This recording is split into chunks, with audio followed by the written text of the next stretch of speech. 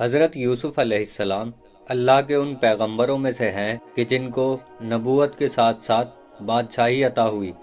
جب حضرت یوسف کو ان کے بھائیوں نے مالک ابن زار کے ہاتھوں بیچ دیا تو وہ ان کو مصر کے بازار میں لائے، جہاں عزیز مصر نے آپ کو خریدا۔ جب عزیز مصر نے یوسف کے حسن و جمال کو دیکھا، عظمت و جلال کا نور ان کی جبیں سے مشاہدہ کیا، اور اپنی بیوی زلیخا سے سفارش کی کہ ان کو عزت و محبت کے ساتھ رکھیں، شاید ان سے ہم کو نفع حاصل ہو یا ہم ان کو اپنا فرزند قرار دیں گے، کیونکہ عزیز کا کوئی وارث نہ تھا۔ بس ان دونوں نے یوسف کو گرامی رکھا اور ان کی تربیت کی۔ جب وہ جوانی کے سن کو پہنچے تو عزیز کی بیوی ان پر عاشق ہوئی، اور ہر عورت جو یوسف کو دیکھتی تھی ان کے عشق میں بےتاب ہو جاتی تھی۔ زلیخا کوشش کرتی تھی کہ یوسف کو اپنی طرف مائل کرے اور ان کے ساتھ ہم بستر ہو، یہاں تک کہ ایک روز دروازوں کو بند کیا اور کہا، آ کر میرا مقصد پورا کرو۔ یوسف نے کہا، میں اس عمل کبھی سے خدا کی پناہ چاہتا ہوں جس کے لیے تو مجھ کو آمادہ کرتی ہے۔ تیرے شوہر عزیز نے میری تربیت کی ہے اور مجھ کو گرامی رکھا ہے، یقیناً خدا ستمگاروں کو نجات نہیں دیتا۔ یوسف نے جست کی اور دروازوں کی طرف بھاگے۔ زلیخا نے پیچھے سے یوسف کا پیراہن پکڑ کر کھینچا، جس سے ان کا پیراہن پھٹ گیا۔ اسی حال میں یوسف عزیز کے حجرے میں داخل ہوئے۔ زلیخا نے عزیز سے کہا کہ اس کی کیا سزا ہے جو تمہاری بیوی کے ساتھ بدی کا ارادہ کرے، سوائے اس کے کہ اس کو زندان بھیجیں یا دردناک عذاب دیں۔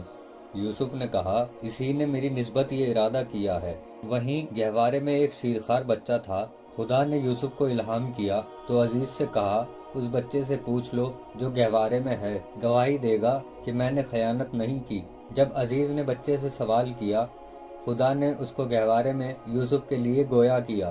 اس نے کہا، اگر یوسف کا پیراہن سامنے سے پھٹا ہے تو زلیخا سچ کہتی ہے اور یوسف جھوٹے ہیں، اور اگر یوسف کا پیراہن پیچھے سے پھٹا ہے تو زلیخا جھوٹ کہتی ہے اور یوسف سچے ہیں۔ عزیز نے یوسف کے پیراہن کو دیکھا جو پیچھے سے پھٹا ہوا تھا، تو زلیخا سے کہا، یہ تمہارا مکر ہے اور تم عورتوں کا مکر تو بہت عظیم ہے۔ پھر یوسف سے کہا، اس بات سے درگزر کریں اور کوئی بھی اس بات کا کہیں ذکر نہ کرے، اور زلیخا سے کہا کہ اپنے گناہوں سے توبہ کر کیونکہ تو خطا پر ہے۔ اور پھر یہ خبر شہر مصر میں مشہور ہو گئی۔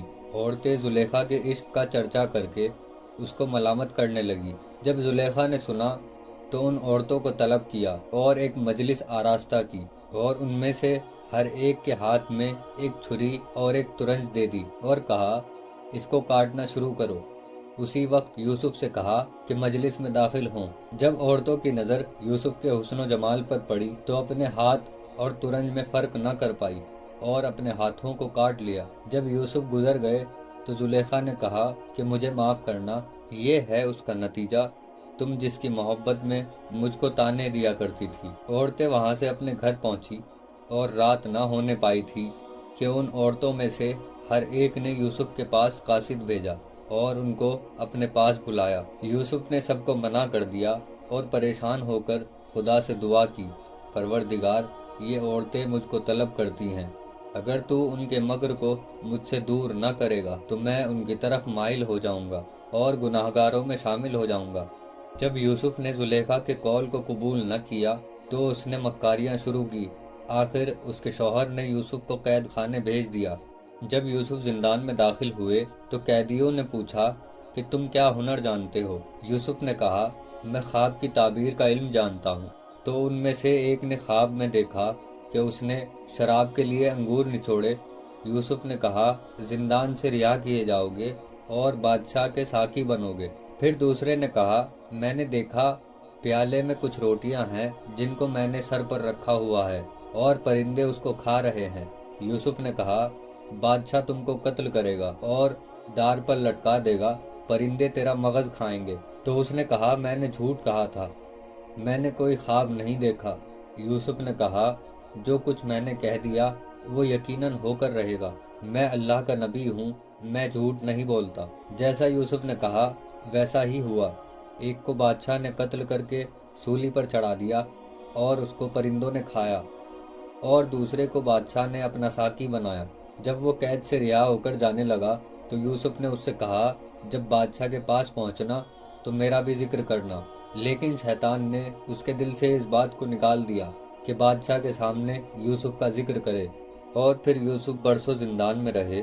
بادشاہ نے ایک خواب دیکھا کہ 7 فربا گایوں کو 7 لاغر گائیں کھا رہی ہیں، اور 7 سبز بالیاں دیکھی کہ جن پر خشک بالیاں لپٹی ہوئی ہیں اور ان پر غالب تھی۔ اس نے اپنے وزیروں سے اس کی تعبیر دریافت کی، وہ لوگ کچھ نہ سمجھ سکے۔ کہا کہ یہ خواب پریشاں ہے، اس کی تعبیر ہم لوگ نہیں جانتے۔ اس وقت وہ شخص جس کے خواب کی تعبیر زندان میں یوسف نے بیان کی تھی، اور یوسف نے اس سے کہا تھا کہ بادشاہ سے ان کا ذکر کرنا، اس کو یاد آیا۔ اس نے بادشاہ سے کہا میں آپ کو اس خواب کی تعبیر سے آگاہ کرتا ہوں، مجھے زندان میں بھیجے تاکہ یوسف سے دریافت کروں۔ وہ یوسف کے پاس آیا اور کہا ہم کو آگاہ کرو ان 7 فربا گایوں سے جن کو 7 لاغر گائیں کھا گئی، اور گیہوں کی 7 سبز و خشک بالیوں سے، تاکہ میں بادشاہ کو آگاہ کروں۔ یوسف نے کہا 7 سال بہت اچھے گزریں گے، زراعت و نعمات میں برکت ہوگی، ہمیں چاہیے کہ ہم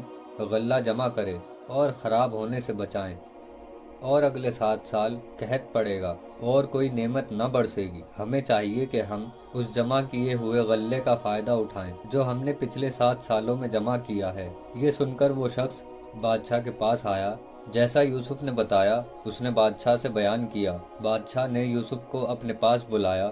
یوسف نے کہا بادشاہ سے کہو ان عورتوں کو طلب کرے جنہوں نے مجھے دیکھ کر اپنے ہاتھ کاٹ ڈالے تھے، ان سے میرا اور زلیخا کا حال معلوم کریں۔ وہ عورتیں اس بات سے آگاہ ہیں کہ جس کے سبب میں قید خانے میں آیا۔ بادشاہ نے زلیخا اور ان عورتوں کو بلایا، یوسف کے بارے میں معلوم کیا۔ ان عورتوں نے کہا یوسف نے کوئی بدی نہیں کی، وہ نہایت پاک دامن اور نیک ہے۔ زلیخا نے کہا اب ظاہر ہو ہی گیا تو سچ یہ ہے میں نے خود ان کو اپنی طرف مائل کیا تھا۔ جب انہوں نے قبول نہ کیا تو میں نے اپنے شوہر سے کہہ کر ان کو زندان میں قید کرا دیا۔ یوسف نے کہا میں بس یہ چاہتا تھا کہ عزیز کو معلوم ہو جائے میں نے ان کی غیر موجودگی میں ان سے خیانت نہیں کی، کیونکہ خدا خیانت کرنے والوں کو ہدایت نہیں دیتا۔ بادشاہ نے کہا یوسف کو میرے پاس لاؤ، میں ان کو اپنا مقرب بناؤں گا۔ اور اس طرح خدا نے یوسف کو قید خانے سے نکال کر عزیز مصر بنایا اور بلند مقام و منزلت عطا کی۔ یوسف جب عزیز مصر ہوئے تو آپ کے خواب کی تعبیر آپ پر ظاہر ہوئی۔ جب آپ کے ماں باپ اور بھائی آپ سے ملنے مصر پہنچے تو خدا کی راہ میں سجدہ شکر کیا، اس سبب سے کہ یوسف کو زندہ دیکھا، اور وہ 11 ستارے آپ کے بھائی اور چاند اور سورج آپ کے ماں باپ تھے، اور یہ سجدہ خدا کے لیے تھا۔